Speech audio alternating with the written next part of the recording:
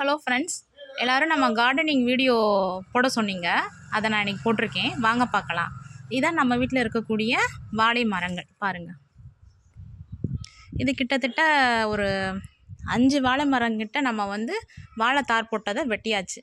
இது போன வாரம் நம்ம வாழைப்பழம்லாம் பறித்து சாப்பிட்டுட்டு இனி இது வாழைத்தண்டு ஜூஸ் எடுக்கிறதுக்காண்டி இதை விட்டுருக்கோம். இந்த வாரம் அதை வாழைத்தண்டு ஜூஸ் எப்படி செய்கிறதுன்னு பார்ப்போம். இது இப்போ அறுவடைக்கு தயாராக இருக்கக்கூடிய வாழை மரம் பாருங்கள். ஃபஸ்ட்டு நம்ம வீட்டில் இருக்க வாழை மரம் ஒரு 15 சீப்பு காய்ச்சிச்சு, மேலேருந்து கீழே வர. அதுக்கப்புறம் பார்த்துட்டிங்கன்னா 12 சீப்பு. இப்போ இந்த வாழை மரம் பார்த்துட்டிங்கன்னா ஒரு 10 சீப்பு விட்டுருந்துச்சு. இங்கே இருக்கிறதெல்லாம் நம்ம பறித்து இங்கிட்டு இருக்குது அங்கிட்டு இருக்குது, இது எல்லாமே நம்ம பறித்து சாப்பிட்டுட்டோம். இது அறுவடைக்கு தயாராக இருக்குது. இதை இன்றைக்கி பறிக்கணும் ஃப்ரெண்ட்ஸ். வாங்க வேறு என்னென்ன செடிகள்லாம் வச்சுருக்கேன்னு இந்த வீடியோவில் காட்டுறேன். இது நம்ம வீட்டில் இருக்கக்கூடிய வெற்றிலை கொடி பாருங்கள், எவ்வளோ அழகாக வளர்ந்துருக்குன்னு பாருங்கள்.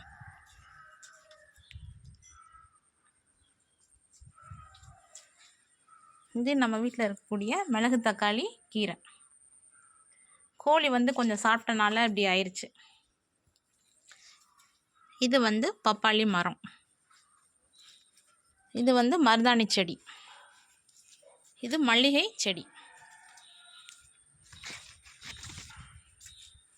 செம்பருத்தி செடி. செம்பருத்தியில் நம்ம வீட்டில் 2 வகை செம்பருத்தி இருக்குது. ஒன்று ரெட் கலர் ஒன்று இருக்குது, இன்னொன்று எல்லோ கலர் செம்பருத்தி இருக்குது. அது இதுக்கப்புறம் காட்டுறேன். இது நம்ம வீட்டில் இருக்கக்கூடிய ரோஜாப்பூ செடி. ஒரு ரோஸ் செடி தான், ஆனால் அதில் 2 கலர்ஸில் பூத்துருக்கு பாருங்கள். ஒன்று நல்லா டார்க்காக, இன்னொன்று நல்லா லைட்டாக. அப்புறம் இன்னொரு செடி. இது ஆரஞ்சு கலர் ரோஸ். இது பாருங்கள் சீத்தாமரம். எல்லோ கலர் செம்பருத்தி பூ காட்டுறேன்னு சொல்லியிருந்தேன்ல ஃப்ரெண்ட்ஸ். இந்தா பாருங்கள், இதான் எல்லோ கலர் செம்பருத்தி. பாருங்கள் ஒரு செடியில் எவ்வளோ பூ பூத்துருக்குன்னு பாருங்கள். 1 2 3 4.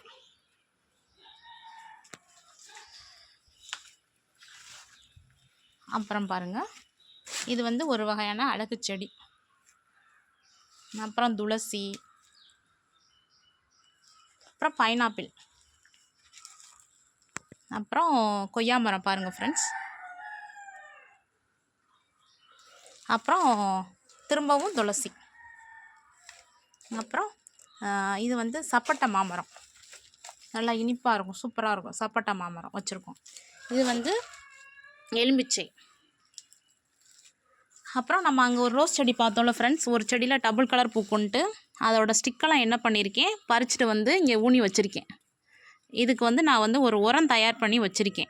இந்த ஸ்டிக்ஸ் எல்லாம் இப்படி இருக்குல்ல, அது நான் ஒரு உரம் தயாரிச்சிருக்கேன். அது போட்டோன்னா நல்லா செடி முளைச்சி வந்துடும். பார்த்துக்கங்க ஸ்டிக் எப்படி இருக்குன்னு. இதுக்கு நான் ஒரு உரம் தயார் பண்ணி வச்சுருக்கேன். அதை நான் அடுத்தடுத்த வீடியோவில் உங்களுக்கு காட்டுறேன். இது இன்னொரு வகையான மாமரம், பங்கனப்பள்ளி அந்த வகையை சார்ந்த மாமரம். பாருங்கள் எவ்வளோ அழகாக இருக்குன்னு.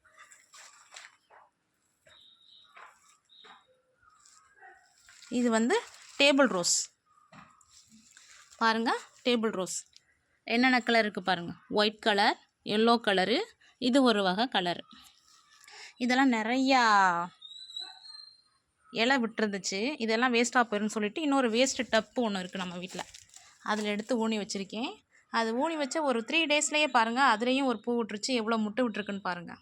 டேபிள் ரோஸ் மட்டும் டக்குன்னு ஒரு ஸ்டிக்கு வச்சினாலே போதும், அது நிறையா வந்துடும். நான் ஒரு 5 தான் வச்சேன் மொத்தத்தில், அது இவ்வளோ வந்துருச்சு ஃப்ரெண்ட்ஸ். இதான் மாமரம் பாருங்கள்.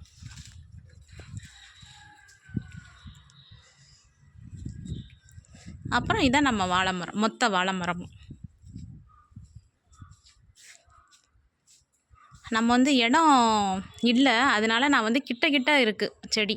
ஆனால் நீங்களும் கிட்ட வைக்காதீங்க ஃப்ரெண்ட்ஸ். ஒரு 4 அடி கேப்லையாச்சும் விட்டு வைங்க. அப்போ தான் செடி நல்லா வளரும், நல்லா நிறைய காய் காய்க்கும். நம்ம வாழைப்பழமும் நல்லா ஒரு வாழைப்பழம் ஒன்று ஒரு 1/4 கிலோவுக்கு மேலே இருக்கும். அதுக்கு என்ன காரணம்னா, நான் அதுக்கு ஒரு உரம் தயாரித்து வீக்லி அதுக்கு போடுவேன். வீக்கெண்டில் போய் மாட்டு சாணம், ஆடோட கழிவு, காய்கறி கழிவு, பழங்களோட கழிவு, இதெல்லாம் போட்டு புளிச்ச தயிர், அப்புறம் புளிச்ச மாவு, அப்புறம் அந்த கொட்டாச்சி தேங்காய் சட்னி இதெல்லாம் அரைச்சதுக்கப்புறம் தேங்காயோட கொட்டாச்சிக்கு மேலே இருக்கும்ல தேங்காய் நார், தேங்காவோட கொட்டாச்சி, அப்புறம் எல்லாம் போட்டு ஒரு 5 லேயர் போட்டு ஒரு வகையான உரம் வந்து ரெடி பண்ணி வீக்கெண்ட் போடுவேன். அதுதான் இவ்வளோ பெரிய வளர்ச்சிக்கு காரணம். அந்த வாழை மரம் இவ்வளோ வளர்ச்சிக்கு காரணம். அது மாதிரி ரெகுலராக தண்ணி ஊற்றிடுவேன். காலையிலையும் சாயந்தரம் ஒரு நாளைக்கு 2 டைம்ஸ் தண்ணி ஊற்றிடணும். உரம் தயாரிக்கிற வீடியோ எப்படின்னு கேட்டிருந்தீங்க. நான் வந்து உங்களுக்கு அடுத்தடுத்த வீடியோவில் போடுறேன். அதை வந்து நான் கிளியராக உங்களுக்கு எக்ஸ்பிளைன் பண்ணியே போடுறேன். பார்த்துட்டு நீங்களும் அதே மாதிரி நான் சொல்கிற டிப்ஸ் படி நீங்களும் உங்கள் வீட்டு செடிகளுக்கெல்லாம் போடுங்க. செடி நல்லா சூப்பராக வளர்ந்து பழங்களும் நம்மளுக்கு நிறையா கொடுக்கும். வேறு எந்த ஒரு ரசாயன உரமும் போடுறது கிடையாது. இது மட்டும்தான். ஆடு மாடோட கழிவு, நம்ம வீட்டில் ரெடி பண்ணுற காய்கறி கழிவு, இதெல்லாம் ஊற வச்சு இது மேலே இது பண்ணுறது. அப்புறம் பாருங்களேன், வெற்றிலை கொடி வந்து ரொம்ப கருகின மாதிரி வந்துடுச்சு. இதுக்கு நான் என்ன பண்ணேன்னா, புளிச்ச மோர் இருக்குல்ல, அது புளிச்ச மாவு இருக்குல்ல, அதெல்லாம் என்ன பண்ணிட்டேன், நல்லா தண்ணியை போட்டு ஊற வச்சு ஒரு 2 டேஸ் அப்படியே வச்சுட்டேன் ஒரு பக்கெட்டில். அதுக்கப்புறம் என்ன பண்ணேன்னா, எடுத்து ஒவ்வொரு செடிகள் மேலேயும் தெளித்தேன். இப்போ பாருங்கள் எவ்வளோ அழகாக மேலே ஏறி போகுதுன்னு பாருங்கள். வெற்றிலை கொடி, கருகின வெற்றிலை கொடி அப்படியே அழகாக மேலே ஏறி போயிடுச்சு பாருங்கள். நீங்களும் இதே மாதிரி டிப்ஸை வந்து ட்ரை பண்ணுங்கள். செடி வாடுற மாதிரி இது பண்ணுற மாதிரி இருந்துச்சுன்னா நல்லா புளிச்ச தயிர் மோரெல்லாம் எடுத்து நல்லா ஒரு 2 டேஸ் நல்லா இது பண்ண வச்சுருங்க. 2 டேஸ் கழிச்சுட்டு அதை எடுத்து இப்படி எல்லா செடிகள் மேலேயும் வாடுற செடிகள் மேலே தெளிச்சு விட்டிங்கன்னா பாருங்கள், இலை ஒவ்வொன்றும் எவ்வளோ பெருசாக இருக்குன்னு, எவ்வளோ ஹைட்டாக மேலே ஏறி போகுதுன்னு பாருங்கள். நீங்களும் இதே டிப்ஸாக ஃபாலோ பண்ணுங்கள்.